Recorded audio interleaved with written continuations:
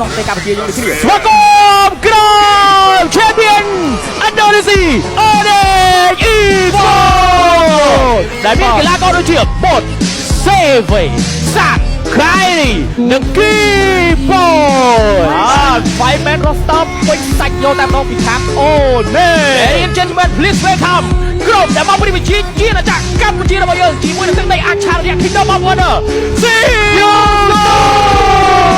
ដែលមានកីឡាករដូចជា Gosei ក៏Free Felix ដូចជា Alpi Riki បងស៊ីព្រីនិងរ៉ានេះមិនមែនរ៉ាហូបទេឥឡូវមានជាមួយនឹងការដាក់វិញមកគឺរ៉ាស្មាច់ដងវ៉ាអូបាទបើយើងក៏មើលទៅហ្វេនគាត់តែឃើញកៃនេះមានអារម្មណ៍ថាអូយរំភើបខ្លាំងមែនទេ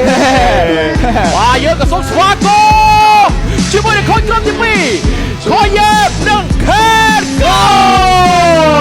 តែមានអនុវត្តរបស់គាត់គឺអេឌីជាមួយនឹងខាង Onyx Esports គណៈពេលអាឡៃរបស់ CU របស់យើងបានឡើងទេ